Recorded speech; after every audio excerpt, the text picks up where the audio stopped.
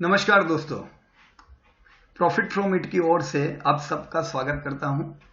दोस्तों, India mart Intermesh limited कई लोगों को इस आईपीओ की जानकारी लेनी है, क्वेरी है कि भाई ये आईपीओ भरना चाहिए कि नहीं, राइट। तो हम लोग पूरा इंडिया मार्ट इंटरमेश लिमिटेड का आईपीओ ट्रेडिंग रिलेटेड नहीं, लॉन्ग टर्म रिलेटेड देखते हैं कि क्या यह कंपनी में बढ़िया पैसा बन सकता है कि नहीं बन सकता है। ये जानने के लिए कि इंडिया मार्ट में पैसा बन सकता है कि नहीं, हमें इसकी इंडस्ट्री की थोड़ी जानकारी लेनी पड़ेगी, राइट। तो हम लोग सबसे पहले इंडस्ट्री से होते हुए इंडिया मार्ट के बारे में जानेंगे। आईपीओ की जानकारी पहले 24 जून से 26 जून तक का ये आईपीओ है।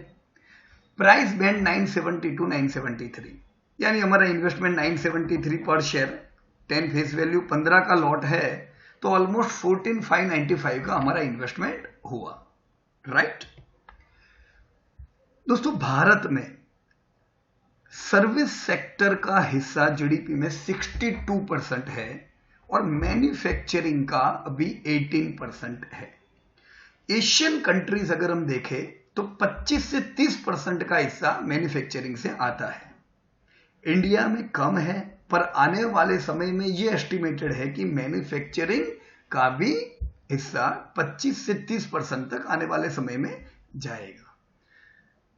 मैन्युफैक्चरिंग का हिस्सा 25-30% जाता है तो 9 करोड़ जैसी नई जॉब हम मैन्युफैक्चरिंग में भी देख पाएंगे, राइट। जीडीपी डेवलपिंग और डेवलप कंट्री का इंडिया, जैसा कि हम लोग जानते हैं, 7th लार्जेस्ट और कंसिस्टेंट ग्रोथ वाली इकोनॉमी है। 7 to 8% का हमारा कंसिस्टेंट ग्रोथ है, जो कि एक्सपेक्ट करते हैं हम 2023 तक कम से कम ये ग्रोथ मेंटेन रहे। हमारे साथ अगर बाकी की कंट्रीज देखें तो जैसे चाइना और यूएस 6 और 2% रिस्पेक्टिवली के ग्रोथ से बढ़े। चाइना 6, यूएस 2, दुनिया बढ़ रही है 3.9% के ग्रोथ से। यूरोपियन यूनियन भी अच्छा कर रहे हैं, पर अभी 2% का उनका हम एवरेज ग्रोथ एक्सपेक्ट करेंगे। तो दोस्तों, इंडिया जो है वो क्लियरली मेजर इकोनॉमी में सबसे बढ़िया ग्रोथ की हकदार है, और इसी वजह से 2030 तक ये एस्टिमेट है कि भारत तीसरे नंबर की सबसे बड़ी इकोनॉमी हो जाएगी। चाइना और यूएस के बाद third would be India, right. तो हाई ग्रोथ एस्टिमेट कर सकते हैं भारत की इंडस्ट्रीज के साथ। दोस्तों, digital India, internet growth, mobile internet, 5G, ये 3 चीजें हैं जो डिजिटल इंडिया को जबरदस्त बढ़ावा दे रही है। जैसे इंटरनेट ग्रोथ किस प्रकार से, इंटरनेट यूजर्स जो अभी हैं 50 करोड़ के आसपास 2017 में थे, ये 90 करोड़ 2022 तक हो जाएंगे। वायरलेस में हाई ग्रोथ हम लोग देखेंगे। इन वायरलेस, वायर लाइन में मॉडरेट ग्रोथ, क्योंकि वहां पे वो कैपिटल इंटेंसिव है। जैसा देखिए यहां पे आप देख पा रहे हो, मेजर जो है वो वायरलेस से है, वायर लाइन में कुछ परसेंटेज है, राइट। इंटरनेट का पेनेट्रेशन जो कुछ समय पहले 2015 में 24% था, आज 60% प्लस हो चुका है, 64% जाएगा 2022 तक, राइट। आई एम सॉरी, अभी है 60% के आसपास। इंटरनेट सब्सक्राइबर का बेस ऑल ओवर वर्ल्ड का अगर हम देखें तो ये 2017 के आंकड़े हैं। China 772 million, India 446 million. United state से ज्यादा आज इंटरनेट के सब्सक्राइबर इंडिया में है, राइट। तो भारत में आने वाले समय के कई बिजनेसेस इंटरनेट पे चलने वाले हैं। तो भारत का ये सब्सक्राइबर बेस जो इतना वाइड है, इसी वजह से दुनिया भर की कंपनीज के इंडिया प्लान चल रहे हैं कि भी भारत में धंधा कैसे करें, भारत में अपना बिजनेस किस प्रकार से एक्सपांड करें, राइट। मोबाइल इंटरनेट बहुत इंपॉर्टेंट चीज है। जैसा यहाँ पे सेकंड फेज मोबाइल इंटरनेट का लिखा हुआ है, तो मोबाइल इंटरनेट देखिए, रूरल सब्सक्राइबर 2015 में 112 मिलियन थे, जो अभी 132 मिलियन है, यानी मॉडरेट ग्रोथ हुआ है, बहुत ज्यादा ग्रोथ रूरल में नहीं हुआ इंटरनेट का। पर अर्बन अगर हम देखें तो 191 मिलियन से 314 मिलियन हो गए, यानी टोटल सब्सक्राइबर बेस बहुत अच्छा बढ़ा है। पर रूरल का जो था 37 अभी 30 ही है, तो हाई ग्रोथ अभी तक रूरल में नहीं दिखा है। Urban 70% penetration, right. 100 लोग अगर रूरल के हो तो 15 लोगों के पास अभी इंटरनेट है। अगर उसको हम कंपेयर करें, पहले 13 थे, अभी 15 है। अगर अर्बन के 100 लोग देखें तो 49 से 77 का अपग्रेडेशन हुआ है। तो आने वाले समय में ये दोनों आंकड़े ये गैप धीमे धीमे फिल हो जाएगी, क्योंकि इंटरनेट एक जरिया है जिसके द्वारा हर एक जगह पे हर एक बिजनेस पहुंच सकता है। तो in coming time this gap will be narrowed. Third जो था 5G, हमने 2G, 3G, 4G late India में देखा है, पर 5G में एक्सपेक्टेड है कि अर्ली अराइवल हम लोग एक्सपेक्ट करें। तो दोस्तों डिजिटल बूम कदार पे है। अब डिजिटल का फायदा क्या सही में MSME इंडिया की जो है वो उठा पाई है? तो MSME मतलब कई लोग सोचते हैं व्हाट इज MSME? तो it's micro small and medium enterprises. Micro enterprise वो होती है जो 5 करोड़ से तक का बिजनेस करती है। उससे बड़ी स्मॉल एंटरप्राइज हुई जो 5 करोड़ से लेके 75 करोड़ तक का टर्नओवर करे। 75 से 250 करोड़ तक का टर्नओवर पहुंचने वाली हुई मीडियम एंटरप्राइजेस। तो ये MSME का जो मार्केट है ये एक बड़ा मार्केट है इंडिया में। इनका ग्रोथ अगर आप देखो, मैन्युफैक्चरिंग में 2015-16 में ऑलमोस्ट 19 मिलियन रजिस्टर्ड MSME थी। 2006 में 11 मिलियन थी, जो आज 19 मिलियन हो चुकी है। 2015-16 का आंकड़ा है, ये लेटेस्ट नहीं है। ऑलराइट, ये समय पे भी हमने 6% का एक ग्रोथ देखा। एम्प्लॉयमेंट में मैन्युफैक्चरिंग 36 मिलियन लोगों को एम्प्लॉयमेंट प्रोवाइड करती थी 15-16 में, और सर्विस सेक्टर 75 मिलियन लोगों को, राइट। जो एक समय पे सर्विस में 48 मिलियन था और मैन्युफैक्चरिंग में 32 मिलियन था। तो ग्रोथ रेट जो है वो सर्विस सेक्टर में बहुत अच्छा बढ़ा है। MSME का जो कंट्री को कंट्रीब्यूशन है वो है अराउंड 30% का GDP में, राइट। लेकिन SME का इंटरनेट का एडॉप्शन भारत में दोस्तों कैसा है? Current level are low but a large opportunity ahead. 68% SMEs offline है दोस्तों, 15% कनेक्टेड है, 15% एनेबल्ड है और 2% हाईली एंगेज्ड है। अगर हम चाइना देखें तो 89% एंटरप्राइज 2015 में कनेक्टेड थी, राइट। यहां पे हम लोग वो आंकड़ा बहुत कम देख रहे हैं, पर आने वाले समय में हम देखेंगे कि SME जो सेगमेंट है वो भी ऑनलाइन पे होगा। ये आंकड़े बहुत सुधरेंगे। क्या फर्क पड़ता है अगर इंटरनेट पे ये लोग नहीं आते हैं? तो see, year on year revenue growth offline जो कंपनीज है उसमें 11% का ग्रोथ दिखाया गया है, पर जो SMEs हाईली एंगेज है इंटरनेट के द्वारा उनका ग्रोथ 19% पाया गया है। इवन एम्प्लॉयमेंट में जो हाईली एंगेज है वो 5x एम्प्लॉय हायर कर रहे हैं। ऑफलाइन में कोई ग्रोथ नहीं है। मतलब इंटरनेट बहुत बड़ा रोल प्ले कर रही है इवन SME के ग्रोथ में। तो ये देखना होगा कि SME भी पूरा जो है वो ऑनलाइन आएगा। दोस्तों मीडियम एंड लार्ज एंटरप्राइजेस जो है वो इंटरनेट एडॉप्शन पे एक हायर कर्व पे है, राइट। कई एंटरप्राइज ऑलरेडी ऑनलाइन है।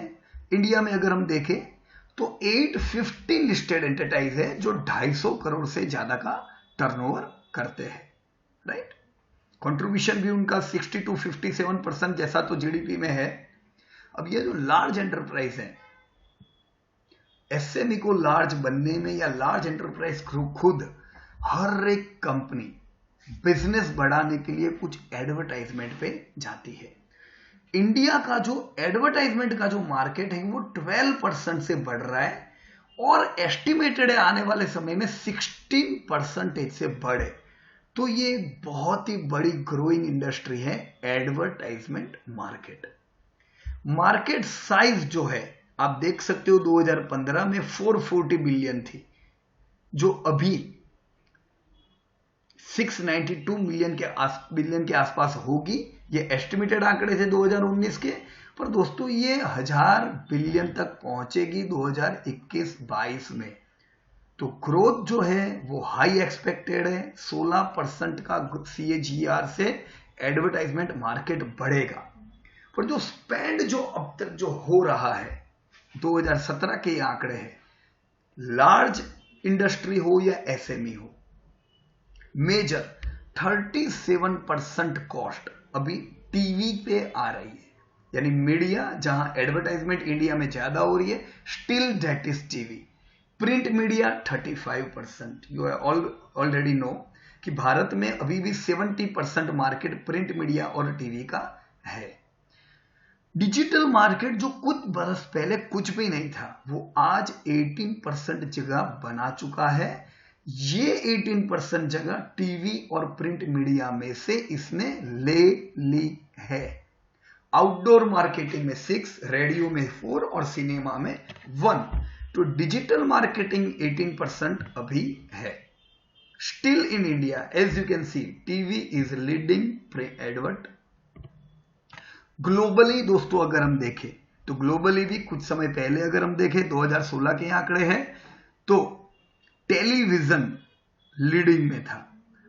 ग्लोबली डिजिटल हमसे कई पहले आ चुका है। तो जो आज इंडिया में डिजिटल हमने 18% देखा, वो ग्लोबली 32% पहुंच चुका था 2016 तक। लेटेस्ट आंकड़े देखें तो डिजिटल मीडिया ने टेलीविजन और अदर सबको पीछे आज छोड़ दिया है। तो in world wide digital media is leading. Contribution by digital सब कैटेगरीज, डिजिटल में जो सब कैटेगरी आती है किसका ज्यादा कंट्रीब्यूशन है आप देख पा रहे हो। पेड सर्च 39.7% पे जा रहा है। Right, paid search this is an important sub category. Display category 32%, videos, online videos, social media 5%। सबका अपना अपना हिस्सा है, पर डिस्प्ले और पेड सर्च एक जगह दुनिया में बना चुके हैं। ग्रोथ ऑफ ऑनलाइन एडवर्टाइजिंग, ये जो ऑनलाइन एडवर्टाइजिंग हो, फिर चाहे वो कोई भी मोड में हो, इनका ग्रोथ बहुत अच्छा रहेगा। It is growing at 27% and expected to grow by 30%। तो दोस्तों आने वाले समय में छोटी से बड़ी कंपनी बनने के लिए, बड़ी कंपनी अपनी प्रोडक्ट लोगों तक पहुंचाने के लिए, फिर चाहे वो B2B हो या B2S हो, एडवर्टाइजमेंट पे खर्चा जरूर करते हैं। कंट्रीब्यूशन डिजिटल एडवर्टाइजमेंट पे अगर कॉस्ट होती है, तो आज अगर आप देखो तो मोबाइल वर्सेस डेस्कटॉप, कुछ समय पहले ऐसा था कि डेस्कटॉप पे ही ज्यादातर एडवर्टाइजमेंट डिजिटल आती थी। आज 78% कॉस्ट, 78% जो मार्केट है वो मोबाइल ने बना के रखा हुआ है। यानी लोग मोबाइल पे ज्यादा एड देख रहे हैं, क्योंकि हम सबके हाथ में आज मोबाइल आ चुके हैं, हाथों में इंटरनेट है, और इसीलिए मोबाइल के द्वारा आज लोग ज्यादा चीजें खरीदने लगे हैं। दोस्तों डिजिटल एड की जो स्पेंड है एक्रॉस इंडस्ट्री अगर हम देखें तो ई कॉमर्स का बड़ा रोल है। 20% ई कॉमर्स डिजिटली एड कर रहा है, ज्यादा खर्चे कर रहा है। FMCG 14, telecom 12। तो ये ई कॉमर्स, FMCG और टेलीकॉम, ये तीन ही अगर हम मिलाए तो ऑलमोस्ट 40% जैसा डिजिटल एड पे ये लोग स्पेंड कर रहे हैं। अब दोस्तों local Indian search market, search market यानी जिसमें जस्ट डायल भी आता है, जिसमें इंडिया मार्ट भी आता है। दोस्तों सर्च मार्केट आप देख पा रहे हो ऑलमोस्ट 30-36% का शेयर सर्च मार्केट का है। Display plus program plus ad network, इन लोगों का हिस्सा 45-30% जितना है। वीडियो मार्केटिंग, आप ऑलरेडी देख रहे होंगे इतने सारे वीडियो का मार्केटिंग 35% हिस्सा बना चुका है। यानी सर्च मार्केट भी पिछले 3-4 साल में थोड़ा जो घटा है वो हिस्सा वीडियो मार्केट ले गया है, राइट। तो video are hot but search market is around 32%. Deepening internet penetration fueling e-commerce growth in India, friends. It's very simple. E-commerce का जो ग्रोथ है, जितना इंटरनेट और पेनेट्रेट होता जाएगा उतना और फ्यूअल मिलता जाएगा भारत में ई-कॉमर्स को ग्रोथ में। ई-कॉमर्स जो भारत में 2016 में आप देख पा रहे हो 1750 बिलियन, 2350 इन 2017, 2050 एस्टिमेट 5350 का। हाई ग्रोथ इन ई-कॉमर्स जैसे इंटरनेट का पेनिट्रेशन बढ़ता है। सेक्टर वाइज अभी अगर हम देखें तो ये ई-कॉमर्स का जो पूरा इंडस्ट्री है उसमें ऑनलाइन ट्रैवल ने बहुत बड़ी जगह बनाई हुई है। 52% बिजनेस ऑनलाइन ट्रैवल का, 41% इटेल, जैसा हम रिटेल कहते हैं, दिस इज इटेल। तो ये दोनों ही पूरा धंधा अभी तो ई-कॉमर्स में कर रहे हैं। इटेल, another form of retail and online travels। वो एसएमई जो third party B2B platform use करने लगी है, ऐसी कितनी है? अभी मैंने पहले बताया, अभी ऑलरेडी एसएमई कितना कम इंटरनेट यूज कर रही है ना, अभी तो इतने है भी नहीं। फिर भी अगर हम देखें 27% are using e-commerce, 73% are not using e-commerce. तो आने वाले समय में जैसे इंटरनेट की मात्रा बढ़ती है और एसएमई जिस पे हमने ऑलरेडी कितनी चर्चा कर ली ना, जैसे ये लोग ज्यादा इंटरनेट, ज्यादा टेक्नोलॉजी पे जाते हैं, हम देखेंगे आने वाले समय में मेजर एसएमई ई कॉमर्स का यूज करें, B2B प्लेटफॉर्म्स के यूज करेंगे ये लोग, थर्ड पार्टी के। क्योंकि हो सकता है सबकी अपनी वेबसाइट्स ना हो, वेबसाइट हो तो भी ये लोग B2B का इस्तेमाल कर सकते हैं, right. So growth in number of paying customers, ये मैंने इंडिया मार्ट का एक आंकड़ा दिया हुआ है। 2016 में 72,000 पेइंग कस्टमर थे। आज इंडिया मार्ट के पास ऑलमोस्ट 1 लाख पेइंग कस्टमर्स है। पेइंग कस्टमर यानी देखो इंडिया मार्ट पे क्या रहता है, इंडिया मार्ट हो, जस्ट डायल हो, इनके बायर होते हैं और सेलर होते हैं। तो सेलर जो होते हैं वो पहले फ्री में सब्सक्राइब करते हैं, बायर तो फ्री रहते हैं। सेलर ने फ्री में सब्सक्राइब किया, अगर उनको लगता है कि okay India mart is doing good, उनकी सर्विस अच्छी है, मुझे अच्छा बिजनेस मिल रहा है, तो वो लोग हाई सर्विस फिर अपने आप को सब्सक्राइब करके अपग्रेड करते हैं। तो अगर अच्छा लगा होगा तभी आज 72 से 1 लाख तक इनके पेइंग कस्टमर हो चुके हैं, राइट। B2B प्लेटफॉर्म्स कौन से हैं इंडिया में? यस, जिसकी हम चर्चा कर रहे हैं, इंडिया मार्ट तो है ही, Trade India, Export India, Just Dial, yes, Alibaba, है ना, ये सब मेन B2B प्लेटफॉर्म्स है। इंडिया मार्ट 500 करोड़ का 5484 मिलियन यानी ऑलमोस्ट 550 करोड़ का टर्नओवर, 20 करोड़ का प्रॉफिट, यानी मार्जिन है इनके सिर्फ 3.6%। ट्रेड इंडिया जस्ट 70 करोड़ का टर्नओवर। अलीबाबा का आंकड़ा मेरे पास नहीं है, but just for information, Alibaba India का सबसे बड़ा ई कॉमर्स का B2B प्लेटफॉर्म है। See first is Amazon, second is Flipkart in e commerce and third is Alibaba. तो अगर हम यहाँ पे सिर्फ B2B की बात करते हैं तो यहाँ पे अलीबाबा नंबर 1 हो जाती है, बराबर कि नहीं। जस्ट डायल देख पा रहे हो आप, 900 करोड़ का टर्नओवर, 200 करोड़ का प्रॉफिट, यानी जस्ट डायल अपने आप में ये भी B2B B2S दोनों में है, B2C दोनों में है, इंडिया मार्ट से कहीं आगे है कि नहीं? It's clear. इंडिया मार्ट अगर 600 करोड़ का टर्नओवर करती है तो ये 9,000 करोड़ तक, 900 करोड़ तक पहुंच चुके हैं, और प्रॉफिट ये 200 करोड़ करने लगे हैं, 10 गुना ज्यादा, क्योंकि इनके मार्जिन बहुत अच्छे हैं। 23% margin are far better than 3.6% margin of IndiaMART, right. तो हमने इंडस्ट्री की पॉजिटिविटी देखी, हमने देखा कि किस प्रकार से आने वाले समय में ये इंटरनेट बिजनेस बढ़ेंगे, ऑलराइट। इसमें कौन से बिजनेसेस है, पर इंडिया मार्ट से एक स्टेप अहेड मुझे जस्ट डायल को यहां पे रखना पड़ेगा, राइट और रॉन्ग, राइट। देखिए इंडिया मार्ट पे कुछ और डिटेल हम लोग देखते हैं, इंडिया मार्ट कैसा कर रहा है। So see India Mart largest B2B market place for business products and services, 60% market share इन लोगों का है। इन लोगों ने 60% जस्ट डायल को इंक्लूड नहीं किया है, राइट, क्योंकि जस्ट डायल B2C भी है। 723 मिलियन ऑनलाइन विजिट आ रही है इनकी एन्युअली, सो इट्स गुड। बस ऑलमोस्ट हो सकता है आने वाले समय में ये लोग साल के 100 करोड़ ऑनलाइन विजिट कर पाए। 82 मिलियन रजिस्टर्ड बायर है और 5.5 मिलियन इनके सप्लायर हो चुके हैं दोस्तों। 5.5 मिलियन सप्लायर, उसमें से पेड कितने हैं मैंने बताया आपको, 1 लाख, राइट ना। पहले मैं फ्री सब्सक्राइब करूंगा, अच्छा लगा तो मैं अपग्रेड करूंगा ना, तो यह आंकड़ा भी अच्छा है। इंडिया मार्ट इंटरमेश का ये 16, 17, 18, 19 ये 4 साल का अगर हम ग्रोथ देखें किस टर्म में, सप्लायर तो देखो 2.32 मिलियन थे, अभी 5.55 मिलियन पहुंच चुके हैं, तो 34% CAGR से इनके सप्लायर बढ़े हैं, राइट। पेइंग सप्लायर तो 72,000 थे, आज 1,29,000 हो चुके हैं।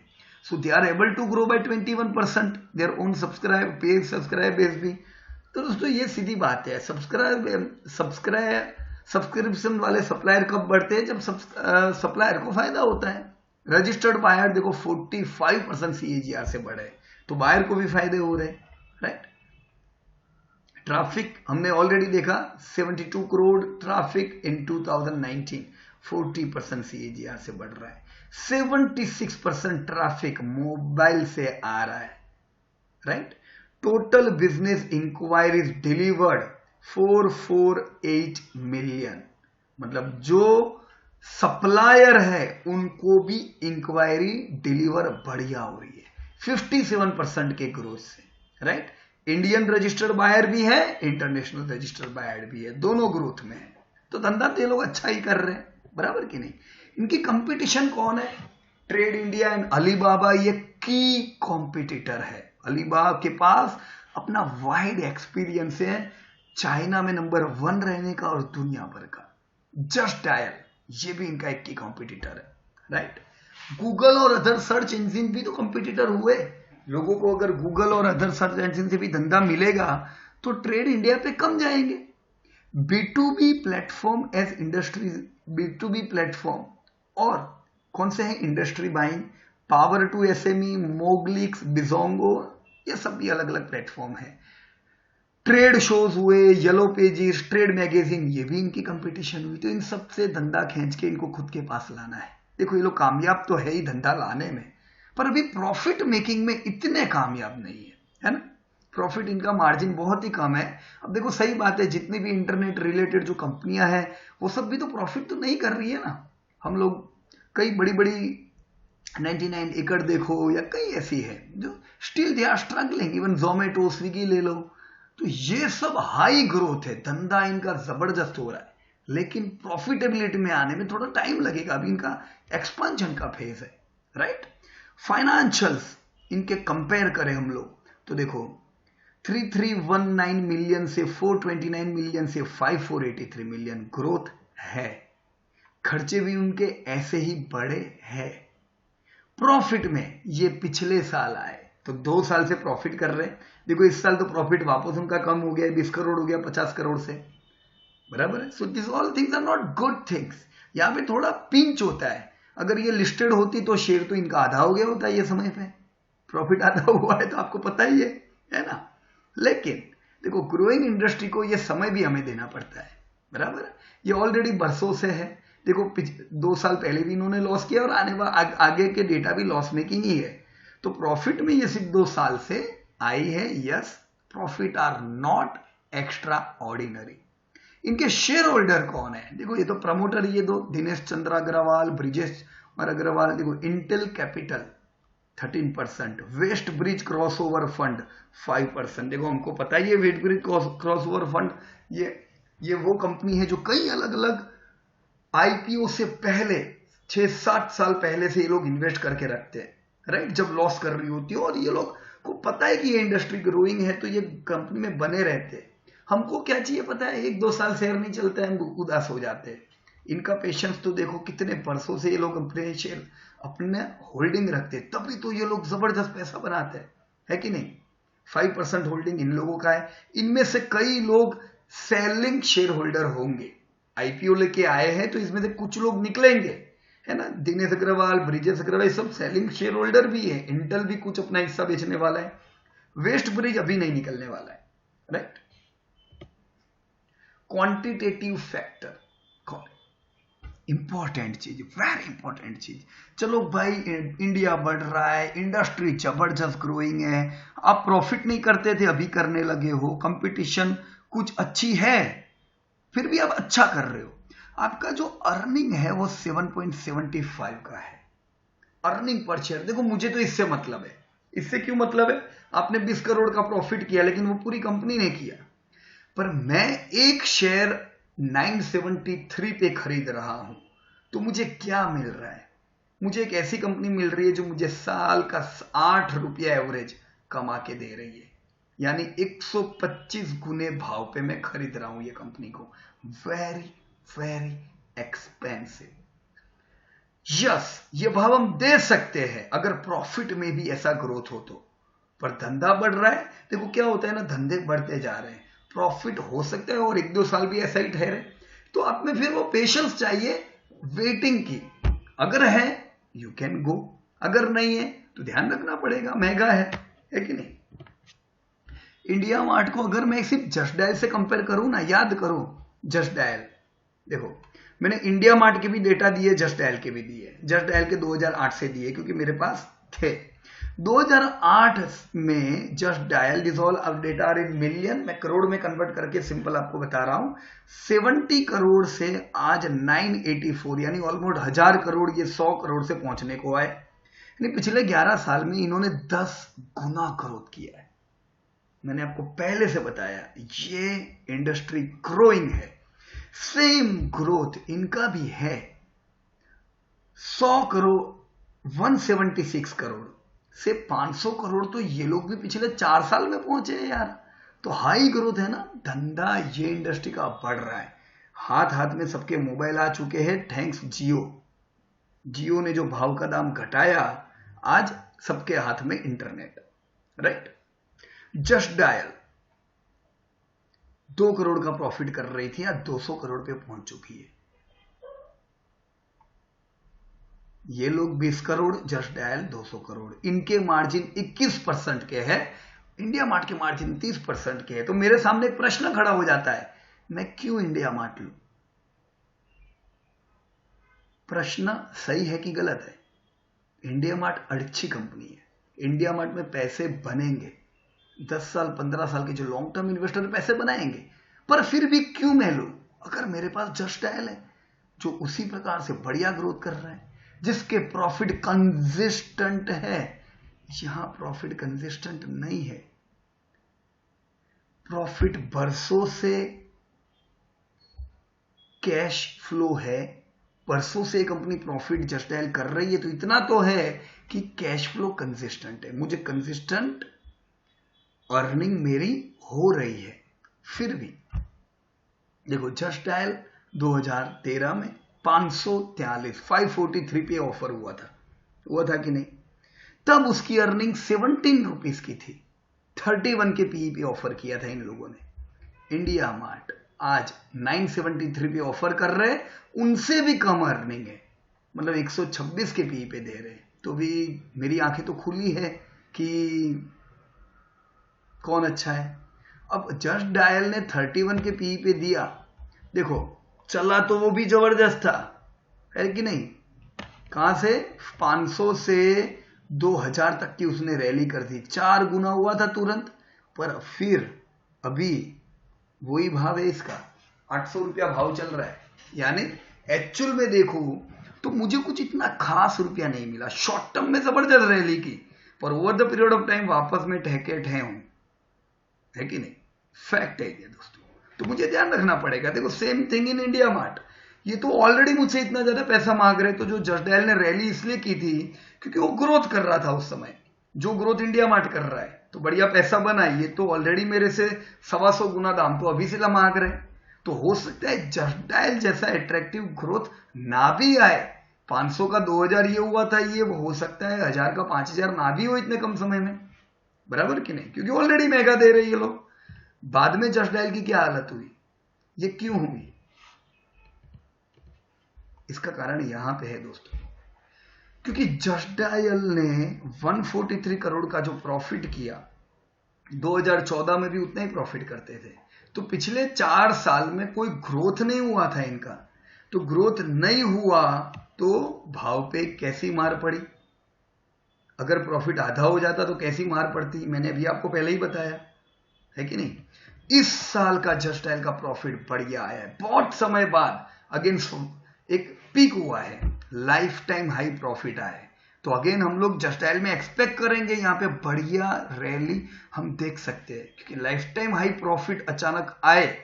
धंधा तो इनका कंसिस्टेंटली बढ़ रहा था, प्रॉफिट नहीं बढ़ रहे थे, इस साल बढ़े।